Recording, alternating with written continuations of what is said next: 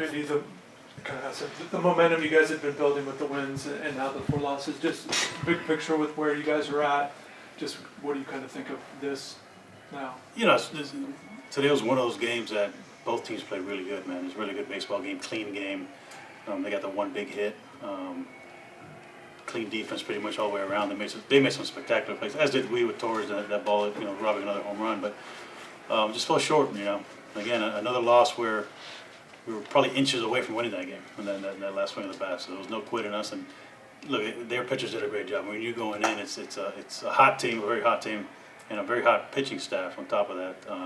And just really good pitch ability right-handers. They did a good job of old-fashioned pitching, not overpowering guys, throwing off-speed pitches for strikes and fastball counts. And we didn't really adjust there until that last inning and started putting, you know, stringing some hits together. So, you know, sometimes you got to tip your hat to the team, and they did a great job. What'd you think of the last hit? There were some fly balls that obviously didn't go very far. Kind of, I don't know if it died with the wind, but what'd you think of the last hit? Did you think it was going? There's always a chance. At our ballpark, I've seen a lot of balls to left field that carry. You know, if it was a day game and the wind's blowing, that's probably a home run. You know, it's a little bit of a thick air there at the end of the game and a little humidity, and it didn't carry, but not by much. So.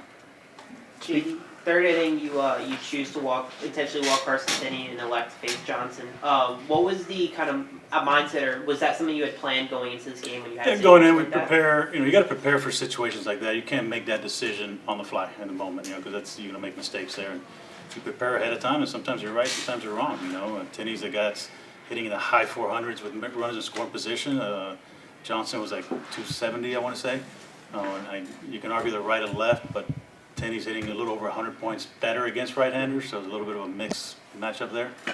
And he's their big damage guy, you know. So that's going in. We weren't going to let him beat us, so we took our chance, and Johnson beat us. Speaking of Torres, after the catch you pulled him, is there any concern right now, or just? We'll see tomorrow what the lineup looks like. Cool. Did it have to do with this at bat? Not running it out? We'll see what the lineup looks like tomorrow. JD, what did you think of Hughes' last start of the regular season? I know 7 innings. He hasn't really got to that much this year, but it looked like he had a nice outing besides the home run he gave up. It's the life of a Friday night starter in the ACC, man. There's a lot of good pitchers on the other side, and that's why it takes a special makeup personality to be that Friday night guy. Because sometimes you're at your best and you get nothing to show for it, you know. And sometimes, in the best case, you get a no decision. In his case, he gets a tough loss there. He pitched great, except one pitch, and can't even argue with the pitch. Like, they could put a great swing on a pitch up and out over the plate and drove it the other way. He hasn't hit many balls the other way, so it's just one of those things that he made an okay pitch. He put a better swing on it and hit or won in that instance. What did you like out of your bullpen? I know that today, like you said, it was a nip and tuck, inches away. But Rob came in; he gave you one of his best innings all season, and so did Will. What did you like out of your bullpen today? Rob's been getting better and better, so we're excited about having that left-handed arm out of the bullpen. And he's a guy that we expected a lot from this year, but he was coming off an injury, missed most of the fall, missed a little bit at the beginning of the spring where he re-aggravated the old injury. So he's starting to come around to his own. So it's exciting to know that we have a left-hander there in the bullpen that can get those tough left-handers out. And then Will Smith came in and did his thing with 3 up, 3 down. Both guys had 3 up, 3 downs, clean innings, and gave us a chance where we're blooping a blast away from tying the game or maybe winning it there at the end. Going back to your lineup, what was Rudell kind of doing that made it difficult for you guys just not to be able to get hits? Just pitching. When a pitcher can win the hitters counts, you can usually be successful. And that means throwing anything other than a fastball for strikes. He did a great job throwing changeups and sliders and really anything at any count. And locating. So we got a lot of weak contact in those hitters' counts. They're throwing some off-speed pitches, quality off-speed pitches for strikes, and we did not do a good job of adjusting.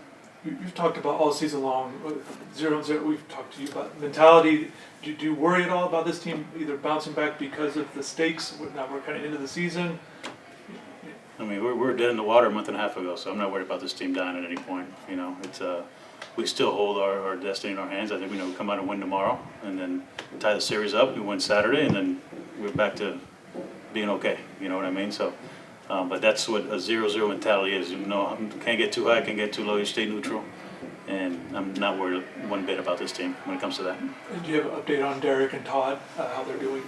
Derek swung the bat today for the first time off a tee. Todd is a little behind as far as, I guess, any range of motion first, a full range of motion before they can move on to swinging a bat. So Derek's a little bit ahead of Todd right now.